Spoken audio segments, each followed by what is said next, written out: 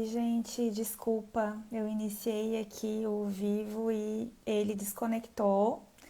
Estamos lidando com tecnologia, então sabemos que há imprevistos, mas agradeço. Bem-vindos, bem-vindas a todos que estão se unindo ao Midiato aqui nessa transmissão. Eu já vou começar então a me apresentar, né? Boa noite todo mundo, boa noite a todos e a todas. Eu sou Amanda Miranda e esse é o Midiato Entrevista. É um grupo, um espaço do grupo de pesquisa Midiato da Escola de Comunicações e Artes da Universidade de São Paulo para promover debates no campo da comunicação, linguagem e mídias a partir dessas conversas com pesquisadores e profissionais da área. Bom, eu quero lembrar que a gente já tem uma série de edições do Midiato Entrevista realizadas neste ano e vocês podem ver tudo nas nossas redes sociais, que são permanentemente atualizadas. E também vamos convidá-los então para participar e para interagir aqui conosco dessa entrevista, dessa edição do Midiato Entrevista, pelo nosso espaço de comentários, pelo chat.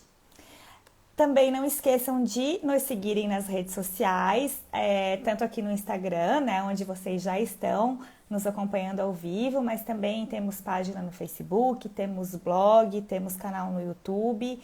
E o grupo sempre produz conteúdos muito bacanas e pertinentes a esse campo de estudos da comunicação, linguagens e mídias por lá, né? Então a gente tem feito bastante trabalho de divulgação científica e pedimos que vocês participem e interajam conosco.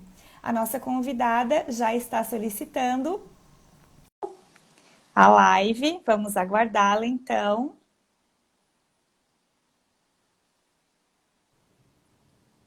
Oi, Jennifer, boa noite. Oi, Amanda, boa noite. Boa Tudo noite a bem? todas, todos e todos que estão assistindo. Seja Tudo bom, Amanda? bem-vinda. Obrigada.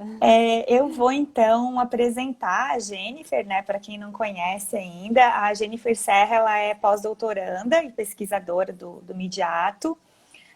A gente foi contemporâneas de pós-doc, né? Quando a Jennifer entrou, eu já estava no meio da minha trajetória de pesquisa. O pós-doc ele pode ser um pouco mais curto, a minha durou 1 ano e meio, quase 2 anos. E, assim, infelizmente, por conta da pandemia, a gente acabou não tendo tanto espaço de interlocução, né? A gente continuou fazendo as reuniões online, né? Mas, infelizmente, a gente perde também um pouco dessa convivência acadêmica. Mas, obviamente, como todo mundo do Midiato, existem muitos pontos em comum entre os nossos trabalhos, né? De referenciais teóricos, de escolhas de pesquisa e, claro, também a supervisora do pós-doc, a professora Rosana de Lima Soares, que supervisionou o meu trabalho e da Jennifer também. E já fica o convite também que na semana que vem a gente vai trocar de posição, a Jennifer vai ser entrevistadora e eu entrevistada. E aí a gente vai falar sobre a minha pesquisa, mas hoje o espaço é para ela falar sobre os estudos dela. Então, eu vou fazer a leitura aqui do currículo brilhante da Jennifer, que é doutora e mestra em multimeios pela Unicamp, pela Universidade Estadual de Campinas. Ela faz, então, pós-doutorado na Escola de Comunicação e Artes da USP, com supervisão da professora doutora Rosana de Lima Soares. A Jennifer fez estágio de pesquisa na Universidade de Sorbonne, na Paris 3, e foi bolsista FAPESP, de mestrado e de doutorado. Ela tem experiência com docência, com design instrucional e gestão de projetos culturais. E atualmente é professora do curso de animação do Centro Audiovisual de São Bernardo do Campo. Ela também realiza pesquisas sobre filmes de animação não ficcionais, especialmente o documentário animado. E atua principalmente com temas relacionados a cinema de animação, cinema documentário, memória e representações identitárias. A nossa conversa hoje vai girar em torno desses eixos e tem o tema o hibridismo entre documentário e animação na representação do real. A Jennifer também é mãe do Iberê, que nasceu, né, durante o curso da pesquisa de pós-doc dela, e por isso a gente também não pode deixar de mencionar, até porque é um grande desafio, né, da carreira de uma mulher pesquisadora conciliar a maternidade com o fazer científico. Jennifer, de novo, seja muito bem-vinda. Estou muito feliz de poder conversar contigo aqui, né? E lembrando que todo mundo que quiser fazer perguntas, interagir conosco, também pode deixar comentários aqui no nosso chat. Jennifer, então eu começo essa entrevista fazendo uma pergunta que eu acho que todo mundo gosta de saber quando a gente está tentando entender o trabalho de pesquisa de alguém, né? Da onde que surgiu esse teu interesse em investigar essa temática e em aproximar o documentário da animação? Obrigada, Amanda. Obrigada por essa apresentação. E obrigada também, assim, por me entrevistar aqui nesse espaço. Estou muito feliz de falar aqui no Mediato Entrevista. Muito legal estar aqui, né, conversando contigo e com as pessoas que estão assistindo também, né? É sempre muito bacana ver esses encontros e essas conversas. E aí, voltando no tempo, né, para lembrar como foi que começou, foi durante a graduação mesmo. Quando eu comecei a graduação, eu já tinha um interesse em trabalhar com animação mesmo, né, na vida profissional, assim, enfim, eu tinha um interesse em animação. E na graduação eu descobri o campo do documentário, me encantei, né, com a produção de documentário, com o estudo de documentário. E nesses estudos eu me deparei com um filme, um curta-metragem, né, que é o Guernica, do Alain Resnais e do Robert Hansen, de 1950, né, é um filme que aborda o massacre que houve em Guernica, o bombardeio a Guernica, através das imagens de obras de Picasso, que não são necessárias, que são também a própria tela, Guernica, né? Mas são também obras de um momento anterior e posterior à tela, né? Que é uma das telas mais famosas dele, que dá nome ao curta-metragem. E eu fiquei muito instigada, né? Porque naquela época, a gente está falando aqui do início dos anos 2000, a ideia de um filme documentário era de uma produção com imagens filmadas, imagens capturadas pela câmera, né, imagens referenciais.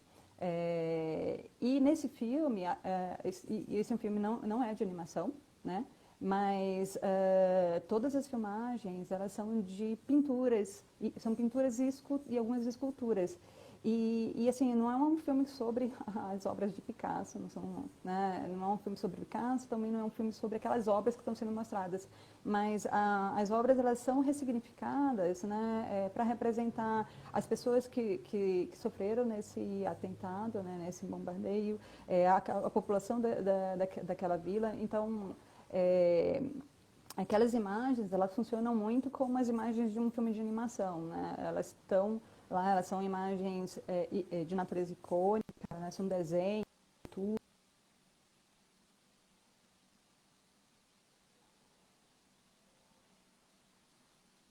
daquela escultura. E eu fiquei, nossa, muito instigada nessa possibilidade de, olha, se é possível fazer um filme documentário utilizando telas, né, para representar pessoas e situações no mundo em que a gente vive, né, do chamado mundo real, por que não usar imagens animadas? Né? Uhum. E eu encontrei muita resistência na época, né, e havia realmente muito pouca informação sobre isso, né? Como assim um filme de documentário feito com animação? E eu até encontrei, né, nesse mesmo ano, isso foi em 2004, houve uma mostra de documentários animados, né, em um festival de animação nos Estados Unidos, dentro desse festival, né, teve essa sessão que se chamou documentário animado. Eu falei, olha, ah, só que é ainda muito pouco conhecido, né? Então foi daí que eu comecei a estudar, né, a pesquisar sobre essa produção, e foi realmente um processo muito longo, né, até encontrar os filmes, até encontrar materiais sobre essa produção, porque ele era muito desconhecido ainda no início dos anos 2000, sobretudo aqui no Brasil. E foi só né, já no final da década, em 2008 especialmente, né, quando o longa-metragem Valsa com Bashir, né, do israelense Ari Folman, teve né, um grande destaque em festivais internacionais, né, ele ganhou o Globo de Ouro, né, de melhor filme estrangeiro, ele concorreu ao Oscar de melhor filme estrangeiro, ele chamou muita atenção para esse tipo de produção, né? Ele, inclusive, se propagandeou como o primeiro longa-metragem de documentário animado, né? Primeiro documentário animado de longa-metragem. Então, foi aí que realmente esse tipo de produção teve alguma visibilidade e compreensão também. Uhum. Então, a tua pesquisa, o teu interesse de pesquisa, de alguma forma, acompanha também o trajeto da produção nesse campo, né? Isso é muito interessante. E, Jennifer, quais que foram as principais referências? Tu relatasse aqui que né, no início era tudo mato, como a gente fala, né? Era tudo novo. Quais foram essas grandes referências que te acompanharam no início desse percurso e que fundamentaram aí esse terreno que tu começou a avançar a partir de então? Tem dois artigos de 1997 que foram meio que o ponto de partida para eu chegar, seguir esse caminho. E realmente foi seguindo o caminho mesmo do crescimento do documentário animado, né? Que foi de um inglês que também produz nos Estados Unidos, um teórico, né, da animação chamado Paul Wells, né, que falou sobre o quanto havia pouca menção à animação no campo do documentário. Eu já vi uma palestra dele, ele falava que ele chegava em eventos de filme documentário, e ele tentava falar sobre documentário animado e ele encontrava uma grande resistência, né? Então, tem um artigo dele que ele levantou vários filmes que ele considerava como documentário animado e ele apresentou 4 subgêneros, né? Pelo menos se a gente entende documentário animado como um gênero, de tipos de documentários animados.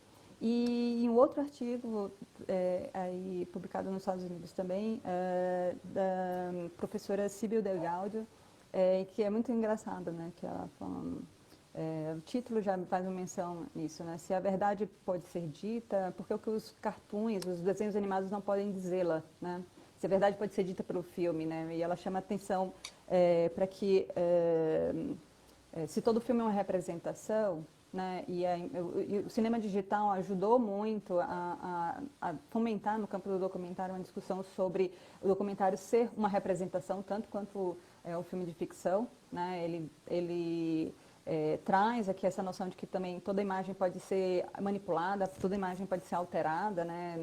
Hoje, dentro do universo da produção digital, né?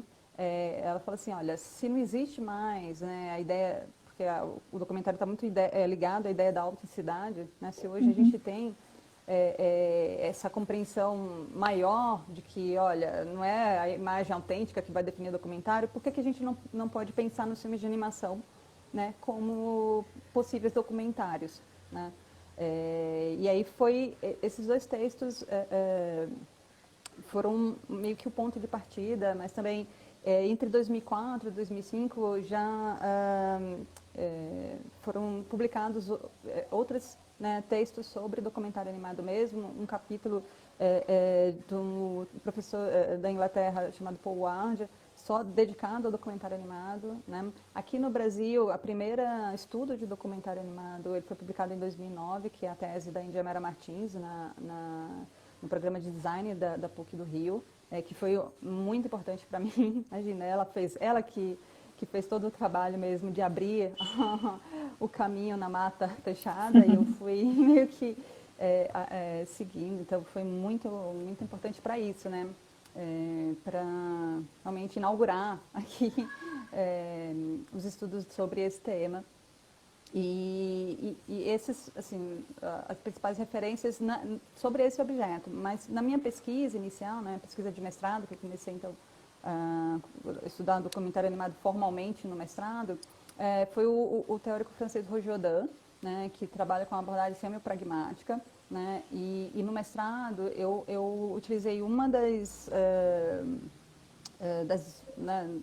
desenvolvimentos dessa abordagem semi-pragmática do Roger Dain, né, que analisa o filme, né, tanto do ponto de vista imanentista, que a gente fala dos elementos de composição do filme, quanto, né, da forma como o filme dialoga com o objeto exterior a ele, né, que ele chama de paratexto, né? Então, ele estuda como é que os filmes são entendidos, então como são entendidos como filme de ficção, como filme documentário, como filme experimental. E aí eu apliquei, né, uma desses modos de compreensão de filme, né, que o Roger Odan desenvolve, que é o modo de leitura documentarizante, né, que é o tipo de leitura fílmica que a gente coloca em prática quando a gente vê um filme documentário, né, que é uma experiência aí diante do filme para entender sobre o mundo, né, sobre elementos do mundo. E ele foi a minha principal referência, até hoje, assim, em termos de análise do filme, né, de pensar como é que os filmes são entendidos mesmo, né? Então, o Odan, ele está aqui como um pilar mesmo da minha pesquisa. Depois ele vai voltar também para a nossa conversa, que eu vou te perguntar como é que foi a experiência de ter sido orientanda dele também no teu doutorado sanduíche. Jennifer, a gente vê que tem muita produção, assim, né, em documentário e animação, né, inclusive recentes, que concorreram até ao Oscar, produções nacionais. Tu atuas nessa área também de produção ou tens interesse em desenvolver, em produzir documentários animados? Como que é isso? Nossa, estão muitos projetos engavetados de documentários animados, né? Que a gente vai pesquisando, a gente fica, né, completamente imerso nesse campo e lidando com esse objeto, a gente quer fazer também, né? Eu venho, né, da experiência, principalmente na graduação, de produção de documentário, sobretudo, e então estava no meu horizonte, né, a produção, mas enfim, por todas as demandas, né, da vida acadêmica, eu acabei sempre deixando isso de lado e me dediquei mais à análise dos filmes, né, e ao ensino também, né. Então eu trabalho com a produção de documentário animado muito mais a partir, né, de participações como pesquisadora mesmo, né,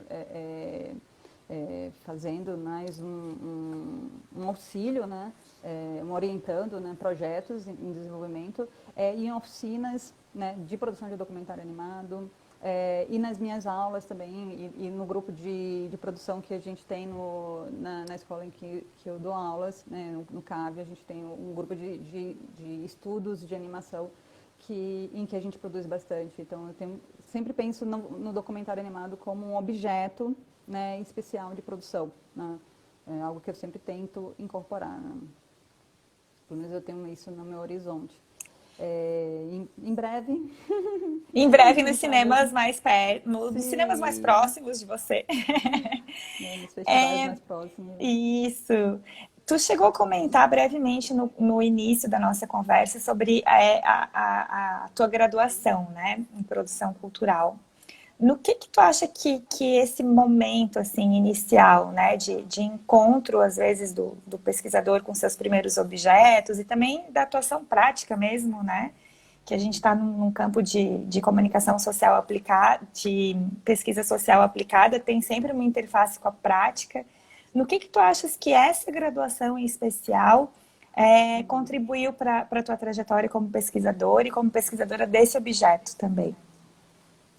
Sim, foi durante mesmo as aulas sobre cinema, que não são muitas, não era um curso de cinema, né, era um curso de comunicação social com habilitação em produção, né, cultural, que eu né, tive primeiro contato com as discussões mesmo sobre documentário animado, e aí eu destaco aqui a importância que teve nessa minha trajetória, né, de estudo de documentário animado, de estudo de documentário e acadêmica do José Francisco Serafim, que é professor da UFBA, né, da Faculdade de Comunicação da UFBA.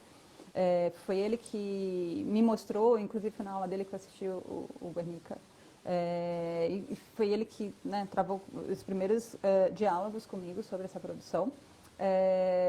Mas também o curso, por ele estar muito voltado a pensar a produção cultural, né, as políticas públicas voltadas à área da cultura, ele também me instrumentou, né, me deu os instrumentos, me deu a régua e compasso aí, para pensar a produção cinematográfica nessas conexões, né, com o campo da cultura, né?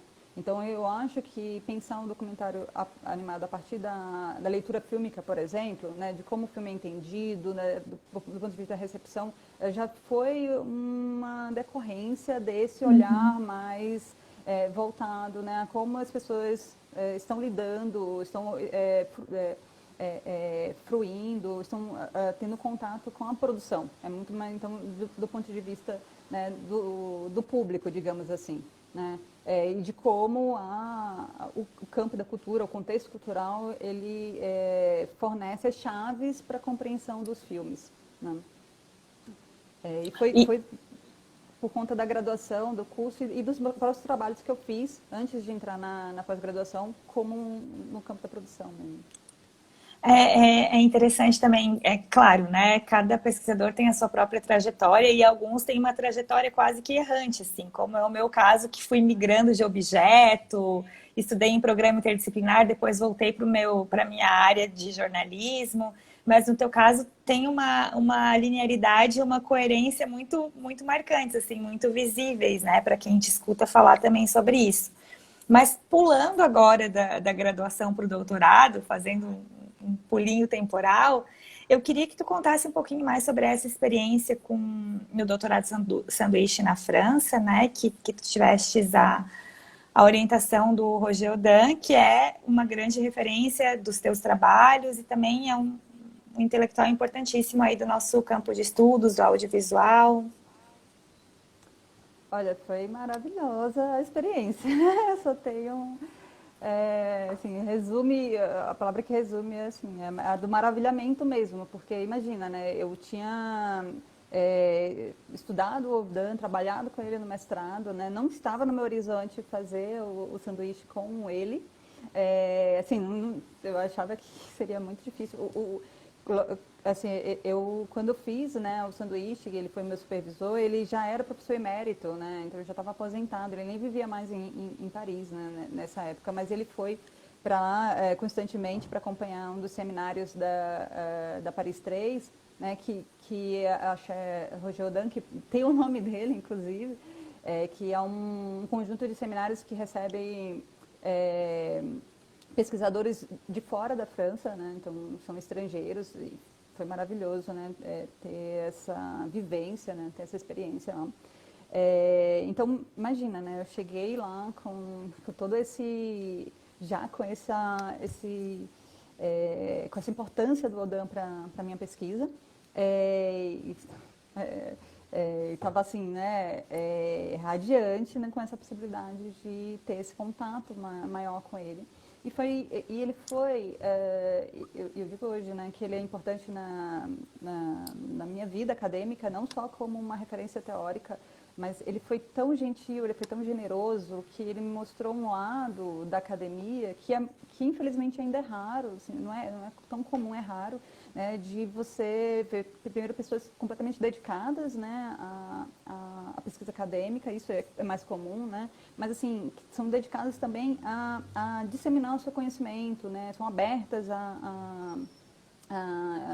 né, a se dar, né, a se doar para outras pessoas mesmo, e que ficam muito empolgadas quando estão em contato com outros pesquisadores, principalmente pessoas que estão ainda no início de pesquisa. Então, ele para mim hoje é realmente uma referência como ser humano e como pesquisador também, assim, e o tipo de pesquisador e acadêmico que eu quero me tornar, assim, não tenho pretensão de me tornar tão brilhante quanto ele, mas assim, de ter esse lado humano muito também, muito praticado na minha profissão, sabe? Na profissão de acadêmico, seja lidando com outras pessoas como professora ou como pesquisadora, enfim, eu acho que é realmente algo que me inspira mesmo, né, essa postura dele. E foi ótimo, né, conversar com ele, né, sobre esse objeto. Eu tinha várias, imagina, eu lidando com as obras dele, né, durante o mestrado e no doutorado, eu fui, né, tendo várias perguntas que os livros não conseguem, né, nos responder totalmente. Que será que ele acha disso? O que será que ele vê sobre esse filme? Então, o documentário animado, ele tá aí, né, entre o que a gente chama assim, né, dos limites talvez mais expandidos do campo do documentário, né, porque ele está muito em diálogo com o campo da ficção também, pela tradição da animação com o campo da ficção, né. Então tem filmes que a gente, né, assiste e vê assim, não, ele está dialogando muito com a tradição do documentário, mesmo tendo animação, né, seja nos recursos mesmo estilísticos que usa, né, na forma como, por exemplo, um filme de entrevistas, por exemplo, né, que a gente vê, inclusive, a animação, ela reproduz aquele enquadramento, né, das pessoas falando diante da câmera, então a gente está mais confortável em dizer que é um filme documentário de animação. Mas tem outros, né, que eles já são muito mais distantes dessa tradição do documentário e que você fica assim, nossa, mas ele está tão em diálogo com o campo da ficção ou do experimental, e você fica meio que, né, segura, mas será que esse filme eu chamaria de documentário animado, né? E foi muito bom conversar com ele e ouvi-lo também sobre isso, porque imagina, né, ele tem uma vasta experiência também em análise fílmica, né, em olhar os filmes e pensar justamente nessa forma como os filmes são vistos, né? Então, foi muito bom, e partindo de uma perspectiva também, né, do campo de produção francesa, que também é muito vasto, né, os tipos de filmes que são produzidos lá, né, você tem documentários sonoros, por exemplo, que são produções, né, bastante veiculadas em rádios, em podcasts franceses, que são chamados de documentários, mas são só produções sonoras, né, então eles têm uma compreensão de documentário que também é muito ampla. Sim. E aí foi muito bom, né? Acho que expandiu muito meu olhar mesmo sobre as produções documentais, né? E consequentemente sobre documentário animado. E assim, eu ia falar isso aqui, e além do contato com ele, né, o sanduíche me permitiu isso, de ver um contexto de produção cinematográfica em que o documentário animado ele já estava mais estabelecido, já mais compreendido, digamos assim, né, que já tinha uma produção maior do que no Brasil, então comparar Brasil e França foi muito importante também, né, para pensar pesquisa. A gente recebeu uma pergunta aqui da Paula, mas eu perdi, eu tô com medo de clicar aqui em alguma coisa e explodir a live. Então, Paula, por favor, se você estiver entre nós ainda e puder colocar de novo a sua pergunta aqui, eu faço na sequência. A Paula, utilizando... Eu posso ler? Eu acho que eu estou aqui Ah, com sim, sim. aqui. Se tu consegue ver por aí, pode. Eu achei que... utilizando os conceitos de ficção e história, como você analisa a realidade dentro da realidade. Ela fala de mestrado em animação e estuda... A perda. acho que A percepção do real, ela corrigiu depois. Ela estuda a tá. percepção do real trazido pela rotoscopia. Pela rotoscopia, né? A rotoscopia é uma técnica de animação, né? Isso, Em que você contextualiza, porque eu já estava aqui meio boiando. Sim. A rotoscopia ela é essa técnica em que você faz o desenho em cima do material filmado. Então você faz a filmagem, né? E aí você pega quadro a quadro da filmagem e usa como base para o desenho. Uma técnica bem antiga, que é fantástico, porque o resultado são imagens com um grau de realismo muito grande, né? E esse autor, né, que eu citei mais cedo, o Paul Age, né, que escreveu um livro, o livro dele são As Margens da Realidade, documentário e as Margens da Realidade. Está estudando um documentário bem de margem, bem marginal, assim, no sentido de fronteiriço com outros campos. Tem um texto dele que ele analisa algumas rotoscopias, e é interessante que ele usa um termo para essa produção, que é o palimpsesto, né? Que é esse pergaminho que tem o seu texto original apagado e ele é usado, né, para uma reescrita, né? Então, é um texto...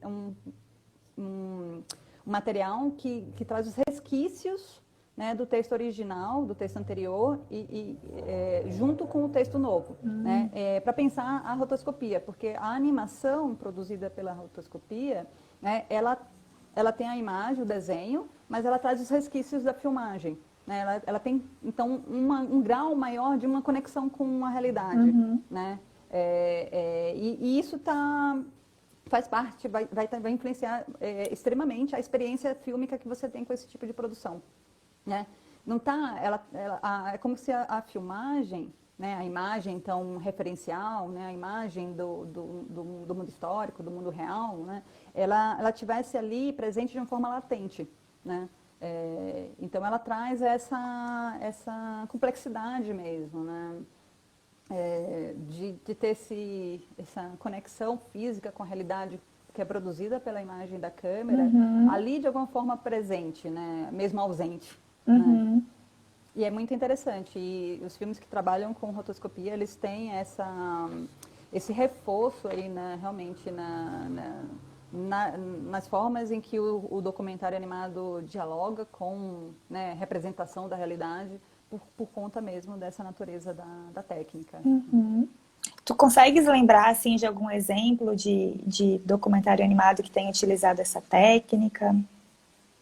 Bom, aqui no Brasil, né, a gente tem em alguns momentos do Divino de Repente, do Fábio Imagem, que usa em alguns momentos rotoscopia, é um filme de 2009. A gente tem Madagascar, Caderno de Viagem, né, do Bastien de Bois, é um filme de 2015. Ele tem uma técnica que lembra um pouco rotoscopia. Bom, tem uma série que não é documentária, né, mas ela chama Andone, que é mais recente. Ela é uma série toda feita com rotoscopia. É, lembrando aqui, puxando de cabeça, puxar de cabeça. São muitas referências. Tem um filme chamado Torre, que não é o Torre brasileiro, mas é um Torre que está na Netflix, que usa também, a gente tem rotoscopia. E um dos que mais conhecido, que é um filme ensaístico, né, que é muito lembrado pela técnica de rotoscopia. Gente, me deu um branco agora que eu pensei. Tudo bem, essa pergunta não estava no roteiro, a gente fez Não, um freestyle. até o final eu vou lembrar. E daí, quando tu lembrar, tu pode já me interromper ou inserir no Sim, meio das tuas outras se alguém respostas. fala. Ajudas, ajudas dos universitários. Ah, Mas deixa eu te perguntar então, é uma questão Waking que. Life. Desculpa, só te interromper que o Edu aqui lembrou Waking Life. Gente, Ah, veio eu na minha cabeça e conheço depois fugiu de esse. novo. Ó, a Que Rosana também a já Rosana comentou lembrou na também. mesma hora. Sim, que é uma das principais referências Sim, para o sim. uso de rotoscopia. E é um filme, né, que está, claro, em diálogo aqui com o campo do documentário a partir do ensaio, né, dessa dimensão ensaística, né, que é um filme ensaístico. Desculpa, agora pode. Não, imagina. Os mentais até o final da live. Agora entrando também bem no teu objeto de pesquisa também, né? Eu acho que a pergunta que eu vou fazer é tão ampla que talvez seja todas as tuas perguntas numa pergunta só, todas as tuas perguntas de pesquisa numa só, né? É, qual que é o potencial das animações dentro do gênero documental, né, para fazer esse resgate da memória, que é uma outra questão que te interessa tanto também como pesquisadora? Que é o tema da minha pesquisa de pós-doc agora, né, representação da memória, né, em filmes brasileiros, né,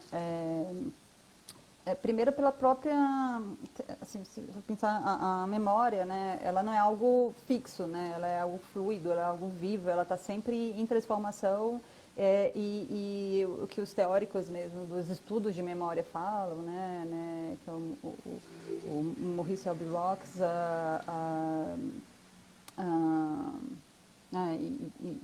outros estudiosos vão falar, né, que o tempo da memória é o presente, né? Então, o presente é que vai conduzindo esse retorno ao passado, né? Então, em todas as marcas do presente, nesse resgate que a gente faz do passado. Né? Então, você tem aí um tipo de olhar sobre o passado, né? Que ele é muito mutável, né? Ele é muito fluido, né? E essa fluidez, ela dialoga muito com essas imagens também, que são, em muitos casos, né, fluidas. Há uma fluidez muito grande também, que você pode trabalhar nas imagens animadas, né? E se a gente olha para a produção de documentários animados que dialogam com a memória, né, que fazem esse trabalho com a memória, muitos deles trabalham com a memória de difícil comunicação, que é uma memória traumática, né, a memória de experiências violentas ou de experiências, né, enfim, de experiências traumáticas.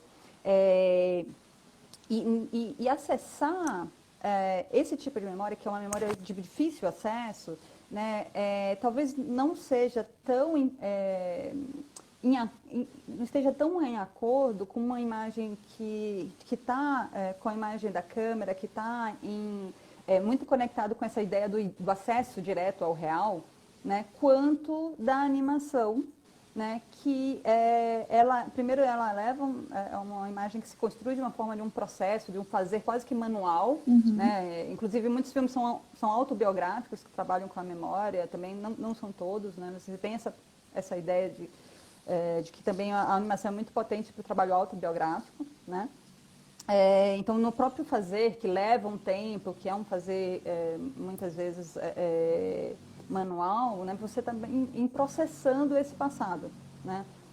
E essa é algo que, né, digamos, uma habilidade, uma potência da animação, né, para lidar com a memória, esse próprio processo, né, de trabalhar esse passado. E a animação, ela comunica muito a partir do simbólico, né, da construção metafórica, né, e esse tipo de experiência passada, primeiro que a gente, né, é muito difícil, assim, é impossível, na verdade, você reviver a experiência passada e representar isso na câmera, alcançar o que foi. No caso de experiências traumáticas, esse acesso, chegar nesse ponto do que foi a experiência é mais difícil ainda, né? Porque você tem toda um passado que quem tem o trauma, ela está interditado mesmo, né? Ela não consegue acessar. É muito difícil, muito doloroso acessar. Né? A animação ela consegue, de uma forma, trabalhando com o simbólico, né? Expor a própria incomunicabilidade dessa experiência, né? A própria dificuldade que é acessar essa memória. Né? Então, ela é muito hábil, muito potente, né, para trabalhar com que essa dimensão do incomunicável, né, do intangível, com essa possibilidade, né, de construção de imagens simbólicas também, a animação ela consegue falar muito, né, através de poucas imagens, enfim, através de uma imagem só, né, aquela ideia de que uma imagem vale mais do que 1000 palavras, né? Você consegue então trabalhar uma dimensão mais complexa, né, só em imagens. Então você não precisa necessariamente expor oralmente aquilo que foi aquelas memórias, né? Um outro dado, que aí não vale só para os filmes que trabalham com memória,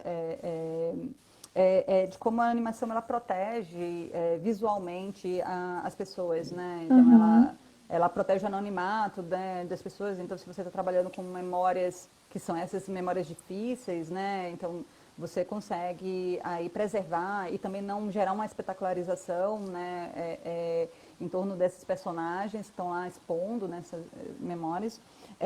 E aí também nessa trabalho de representação da memória, do ponto de vista da recepção também, essas imagens, né, animadas, elas tocam o espectador de uma forma, né, através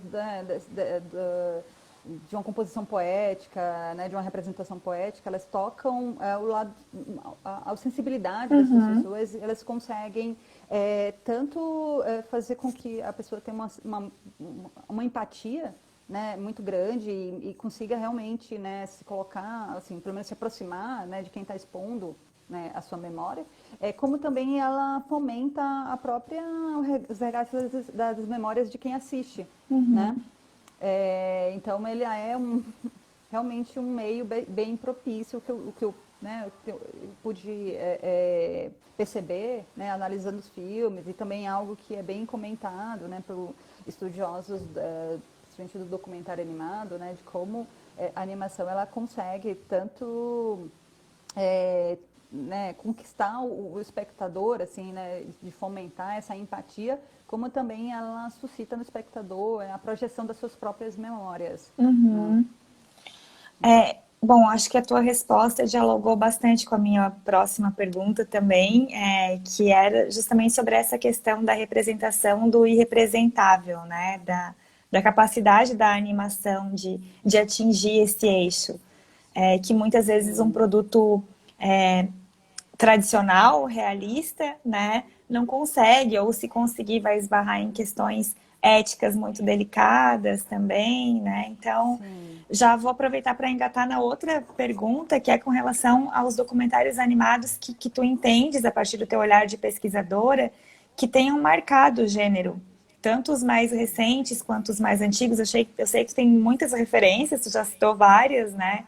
Mas pensando também nessa questão de explorar uma poética, uma sensibilidade que talvez um outro gênero dentro do espectro do grande gênero documentário não conseguiria explorar. Sim. Bom, assim, vou dizer os que são mais marcantes para os pesquisadores em geral, né? Então, eu já citei aqui o Valsa com Bashir, foi realmente um filme que chamou atenção internacionalmente para essa produção. E que está trabalhando com memória, é um filme sobre resgate da memória, e ele mostra, é um ótimo exemplo, né, de como a animação ela consegue tocar aí na memória que é traumática e consegue, através do processo de produção, né, também dialogar com o próprio processo de resgate, de retorno a essas memórias traumáticas, né? Porque o diretor, o Ari Folman, ele tem um trauma mesmo causado pela experiência dele no massacre dos campos de refugiados palestinos de Sabra e Shatila, né? Durante a Guerra do Líbano de 1982, e aí ele vai empreender uma busca por essas memórias perdidas, né? Entrevistando amigos, pessoas que estiveram nessa guerra com ele e até chegar ao ponto mesmo de se deparar com a verdade sobre a sua experiência, né, nesse massacre, enfim, e lidar com trauma. Então esse é uma das grandes referências. O Ryan, né, do Chris Landreth, de 2004, é um filme sobre um animador, né, o Ryan Larkin, que trabalha com, aí é interessante, né, essa ideia também do representar o irrepresentável, ele trabalha com um conceito que o Chris Landreth chama de psicorrealismo, né, que é o realismo psicológico, né, que é uma outra, justamente nessa chave do documental e documentável, né, de como representar os universos mentais, né, o universo interior. Né, ele projeta toda uma realidade a partir de como ele, o realizador, né, o Chris, vê o que seria a mente dessas pessoas, como essas pessoas têm um mundo. Então, é o que visualmente uma projeção do interior. Visualmente, a forma como ele representa visualmente os personagens e a si mesmo também, que tem uma dimensão autobiográfica também aí nesse filme. Aí aqui no Brasil, a Rosana aqui comentou do Carne da Camila Uhum. até, né? Já vamos Que fazer é um merchan, né? Que tem uma entrevista nos nossos canais, nas nossas redes, da Jennifer com a Camila, e é uma entrevista muito legal. Eu acompanhei boa parte dela e vale a pena, quem quiser acessar. Nossa, super recomendo, né? Uma fala da Camila que ela expõe todo o processo de construção do Carne de forma muito generosa, assim, falando sobre o filme. Que é um filme, né, que, enfim, quase foi, né, indicado, quase esteve nas listas finais do Oscar, então chamou muita atenção para o documentário animado aqui no Brasil, né?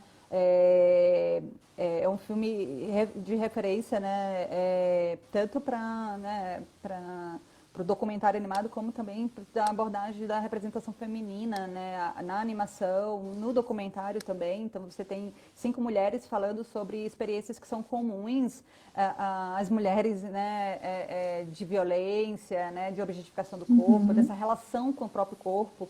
Né, é um filme fortíssimo e que mostra como a animação, através de materiais, dos materiais e da composição, da técnica, conseguem comunicar sobre essas experiências, né? Então, tem o Carne, aqui no Brasil tem o Torre, da Nadia Mangolini, que é um filme sobre memórias políticas, né, da história do Brasil, né, especialmente sobre as memórias da ditadura civil-militar do Brasil. São muitos filmes que trabalham com memória, né? Ainda nessa chave da memória, o Guaxuma, da Nara Normandi, né? Um filme de 2018, que fala das memórias dela de infância e de uma grande amiga dela.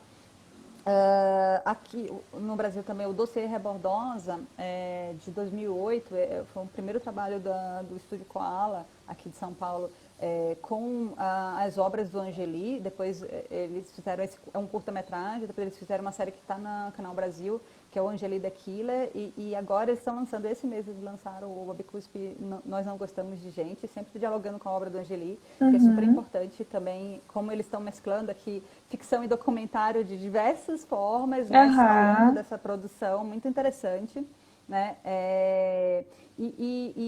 Né, eu falei do Valsa e do Ryan, que chamaram a atenção, mas antes deles, né, o Silence foi um filme que eu trabalhei, que é muito importante também para os estudos de documentário animado, da Sylvia Briggs e Orly Yajin. É um filme do final dos anos 90, 89, na verdade. Na França, né, o Madagascar Corneille de Voyage, que concorreu ao Oscar, também foi muito importante, né, que é um caderno de viagem, né, do Bastille de Bois, sobre a viagem dele a Madagascar, o tempo que ele passou lá. É também uma referência que, né, por ter fomentado as discussões e a visibilidade dessa produção, né, então são filmes que ajudaram aqui né, a dar maior visibilidade a essa produção. Tem um filme de um australiano, que é o Denis Tupikoff, de 97, que chama His Mother's Voice. Foi um dos primeiros filmes a serem analisados, mais assim, por pessoas do campo do documentário, né, que é super interessante. Fala imagina, um áudio de uma entrevista de rádio, que foi depois reinterpretada com uma animação, em que uma mãe está relatando o momento que ela recebeu a notícia da morte do seu filho. Nossa. E é super forte. Né? Como uma parte desses filmes documentários são bem, né, fortes. Também nessa linha de exigir né, um ponto de representação que talvez outro gênero não consiga, né? Sim, isso. E que, né, imagina, né, que talvez ficasse muito apelativo mesmo, né, você vê essa mãe, ela completamente emocionada, e o que ele faz nesse filme é ele repete o áudio 2 vezes. Uma representação do que seria mais um documentário em live action, né, que é a imagem filmada formal, de uma pessoa falando, e a outra de uma forma completamente, a outra repetição do áudio é de uma forma completamente poética. E aí a gente entende, né, a partir da repetição, né, o quanto, primeiro, o áudio, a voz das pessoas é um condutor de emoção muito grande, que acho que isso fica meio, né, tanto não tão perceptível, né, no documentário live action, mas como também como a poesia, né, as imagens poéticas, né, essa representação mais poética, ela é muito potente para falar nesses casos, né, dessas experiências, né? E aí, até voltando aqui ao que você tinha comentado, né, sobre a pergunta que eu acabei respondendo, do ver o invisível, né, que acho que nesse caminho mesmo, né, explorando essa proposta, né, do invisível, que o documentário animado ele mais atua, e aí a isso, né, nesses campos, né, da memória, né, da mente, né, mas também dos sentimentos, né, como é que a gente representa o sentimento de uma outra pessoa, né, que é muito difícil, né, alcançar isso de uma forma poética, né, pelo menos, né, com uma imagem, somente com a imagem filmada, né. O Marcos perguntou aqui se você conhece Jennifer, As Aventuras de Paulo Bruschi. Sim, Paulo Bruschi. É um Bruschi? filme que... Paulo Bruschi é um filme do Gabriel Mascaro, né, em que ele... começa, quase uma brincadeira, né, que os dois estão ali representados com seus avatares no Second Life. É um filme todo produzido no Second Life, mostrando o Paulo Bruschi, que é um artista né, das artes visuais, experimental, né, brasileiro, ele se aventurando mesmo no Second Life. E eu digo que é uma brincadeira porque o Gabriel Mascaro, ele aparece dentro, né, como se fosse dentro do Second Life, carregando a câmera. Mas não tem câmera, porque a imagem é toda gerada pelo próprio Second Life, né? E é interessantíssimo, e engraçadíssimo também. É bem legal de ver, assim. E é isso, né? Second Life, por exemplo, essa mostra exemplifica como a realidade ela é muito mais ampla, ainda mais hoje em dia, que a gente vive muito conectado, né, nas redes sociais, né, na internet. Tem uma dimensão aí da realidade que não é visível e que também, né, se a gente for, como é que a gente mostra toda a interação que a gente está tendo aqui, né, tudo bem, aqui a gente tem uma câmera, tá filmando, mas assim, as outras interações de texto, né, de, sei lá, de encontros e conversas que a gente tem, né, nas plataformas digitais, como mostrar isso, né? E a animação ela é muito útil para representar isso visualmente. Né? Então, ela está atuando, né, realmente nessas dimensões em que a câmera não consegue, ou não consegue estar presente, por exemplo, em eventos passados também, né, que não foram registrados pela história, ou que ela não consegue dar conta, né, de fazer tão bem quanto assim, mais animadas. Esse filme, As Aventuras do Paulo Bruschi, ele é um exemplo disso. Então, a gente falou nas últimas perguntas, tu citaste várias referências, né, de muitos documentários animados. E tu achas que ainda existe alguma, não sei se a palavra certa seria polêmica, mas no campo acadêmico, no sentido de reconhecer esse gênero documentário animado, né? Dentro do espectro documental, existe algum tipo de debate mais aguçado sobre esse tema? Como que tá isso agora, assim? Nossa, realmente mudou muito. No início, lá, né, de quando eu comecei a pensar o documentário animado para agora, tinha tanto que, né, muitos falavam desse gênero de filme híbrido como um paradoxo, né, essa junção de documentário e animação, porque as tradições, tanto teóricas quanto da prática, dos dois campos são opostas, né? A animação está muito colada com o campo da ficção, do faz de conta, do fantástico, né, do universo infantil, do lúdico, da comédia, e documentário, né, dentro do campo da não ficção, dos discursos de sobriedade, como o Bill Nichols coloca, né, discursos sérios, né, e muito associado com a imagem da câmera, né, toda a sua tradição teórica e prática, ela se desenvolve a partir das propriedades significativas da imagem da câmera, né, das potencialidades da imagem da câmera, do poder que a imagem da câmera tem de dar uma credibilidade ao documentário como sendo, né, entre aspas, a verdade, a ideia dessa autenticidade de verdade, enfim. Então, os discursos sobre documentário animado, eles foram caminhando a partir dessa ideia mesmo de como essa produção, ela se contrapõe às tradições do documentário, né? Ela tem essa tensão, esse tensionamento, né? Essa oposição mesmo entre documentário e animação por conta das tradições. E agora, né, o que eu vejo é que há uma aceitação muito grande mesmo, muito maior, uma compreensão de que, olha, um filme feito com animação, ele pode ser sim um documentário, a animação ela é um meio válido para se documentar, né, o mundo que a gente vive. Então, ele está muito aceito hoje, né, tanto, enfim, nos festivais já começa no mundo prático, ele já, né, foi o primeiro que abraçou mesmo essa produção no campo do fazer, né, no campo dos festivais foram importantes para isso, mas também na academia, né, então a gente, né, eu vejo um crescimento aí das pesquisas sobre documentário animado e pesquisas, né, no campo do documentário mesmo, né, que era, né, onde o documentário animado encontrou maior resistência, foi no campo do documentário, mas, né, tem um crescimento disso, tem uma aceitação, apesar de animação também, e isso eu acho que é algo que ajudou aí na popularização do documentário animado, foi essa transformação da animação em si, né, de animação ela ser mais reconhecida como um meio que pode abordar assuntos sérios, né? Um meio que é animação para adultos, né? Teve um crescimento muito grande na animação para adultos. E novas As ino- técnicas também de animação? o digital ajudou muito, né, a mostrar tanto que a animação pode pode alcançar um realismo muito grande, né? Eu vou dar um exemplo aqui que todo mundo já deve ter visto, né? O Rei Leão, o remake, né, do Rei Leão, se passando até como ele foi publicidade como um filme de live action, um filme filmado, imagina, né? Foi todo feito por computação gráfica, né? Uma série que é um documental, Caminhando com os Dinossauros, da BBC, ela também com um grau de realismo muito grande. Então, a animação ela consegue ter um grau de realismo tão alto quanto as imagens filmadas, mas também ela consegue hoje ter um campo, né, de produção e consumo de animações feitas para adultos com temas sérios.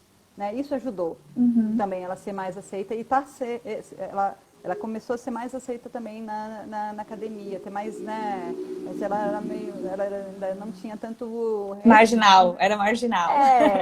ainda tá no campo da marginalidade, mas você vê que tem um maior interesse, digamos, as pessoas estão muito interessadas em falar sobre animação, né, em estudar animação hoje.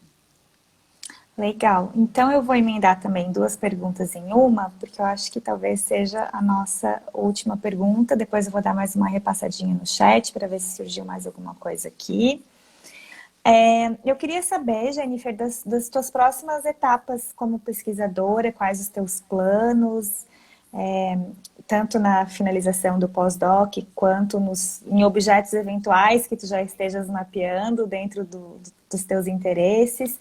E já aproveito para perguntar também sobre a questão da maternidade, né? Como que está sendo esse desafio de conciliar, né, a vida de mãe com a vida de pesquisadora e professora? A gente sabe que são várias vidas paralelas que se cruzam e exigem o tempo inteiro, né? Então, se tu puder conectar isso na tua resposta também, porque eu tenho certeza que muitas mulheres devem enfrentar o mesmo desafio que tu. Sim. Então, vou começar pelo né, estado atual, né, dos meus planos. Né? Finalizar o pós-doc, né, escrever mesmo, porque durante a pandemia foi muito difícil escrever, né, produzir, principalmente textos. Né, isso tem a ver com a maternidade dentro desse contexto.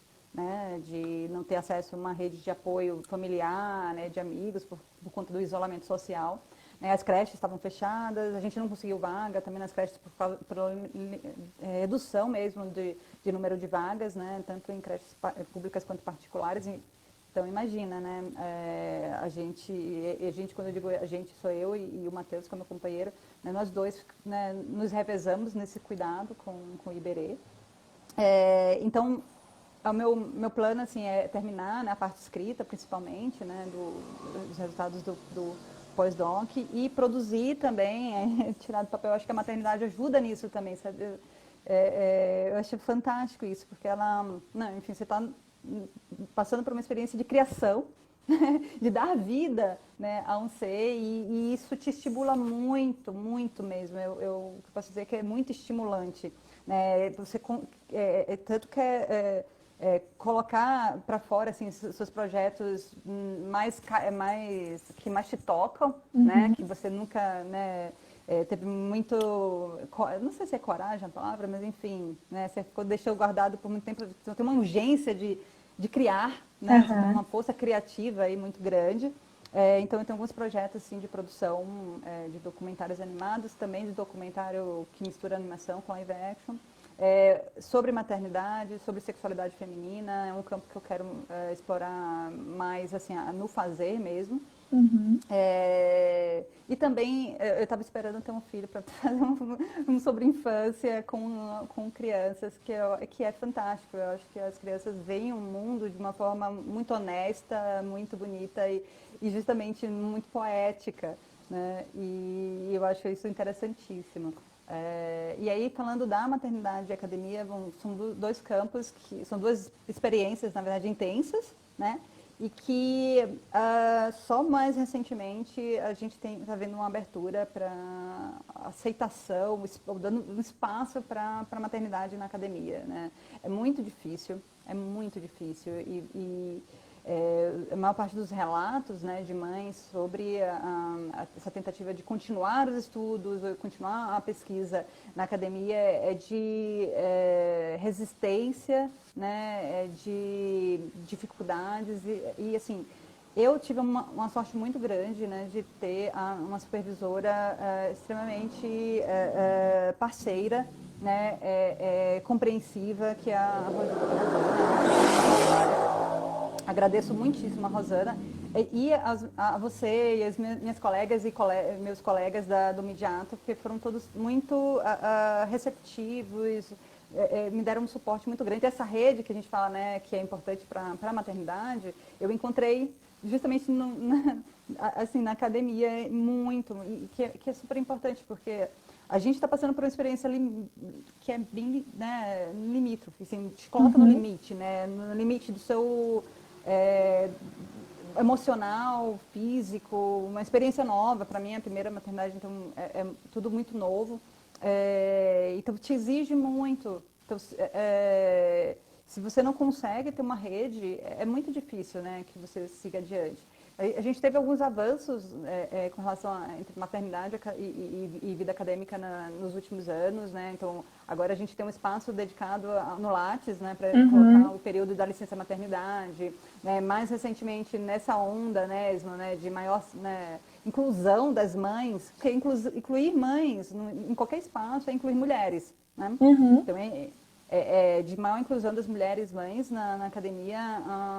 Agora a gente tem a possibilidade na súmula curricular, né, colocar a nossa experiência de cuidado. E aí vale não só para crianças, né, para idosos, né, para os nossos pais e parentes que a gente cuida. Essa dimensão do cuidado que é muito feminina, né? Então, você invisibilizar isso é um caminho de exclusão para as mulheres que têm que lidar com o cuidado, né? O cuidado ainda é um trabalho muito feminino. Então, a gente tem essas iniciativas que são super importantes, né? E é isso, né? A minha experiência. E uma coisa que para mim acho que valeu muito, eu sei que a gente estourou o tempo, é entender os nossos limites, né? Que agora são outros, né? Porque, enfim, eu tenho que me dividir, né? Entre ser mãe e ser pesquisadora e entender que não dá pra gente, né, ter o mesmo grau de produtividade, por exemplo, sabe? Isso foi muito importante, né? Dentro do meu grupo daqui do Midiato, ter a Rosana super compreensiva nisso e entender que eu não vou ser aquela pesquisadora mais produtiva, né? Com um nível de produtividade mais alto possível, porque, enfim, então, é uma experiência, é um contexto em que se impõe essa limitação, né? A pesquisa, né?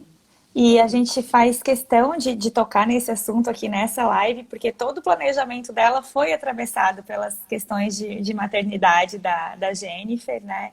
E embora não seja o assunto central, ele faz parte da subjetividade da pesquisadora e certamente ele rende muitas discussões e precisa ser publicizado, né? A gente precisa, mulheres e homens, nós precisamos militar em torno disso também.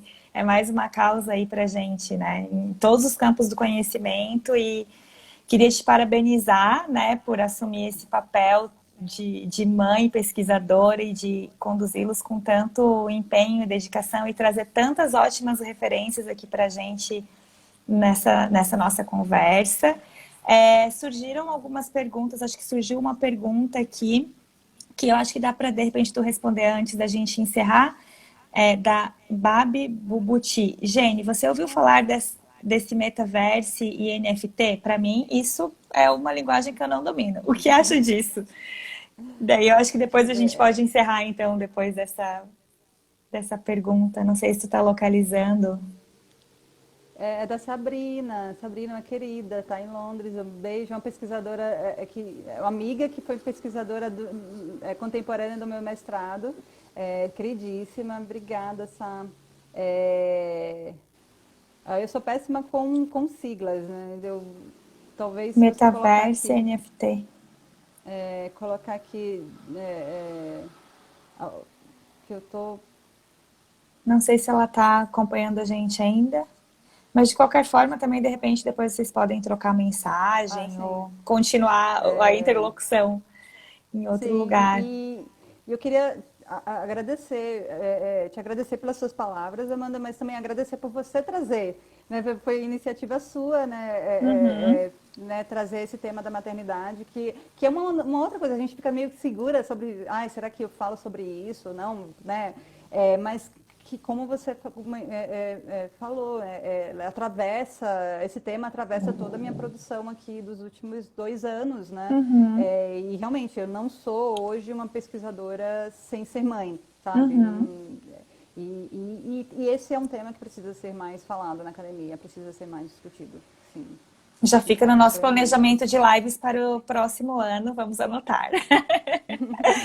Então tá, eu gostaria de agradecer novamente a audiência, a participação, né, dos nossos espectadores, visitantes. Foi muito bom poder partilhar desse espaço com vocês, ouvir a Jennifer, ouvir o trabalho, ouvir mais sobre o trabalho dela, né, que a gente acompanha às vezes meio à distância, mas sempre tem muito interesse e muita coisa para dizer. E na quinta que vem estaremos aqui novamente em posições invertidas, mas conversando também e tentando dialogar aí sobre questões de interesse do nosso grupo de pesquisa do Midiato. Boa noite, então, para todos e para todas, e até a próxima.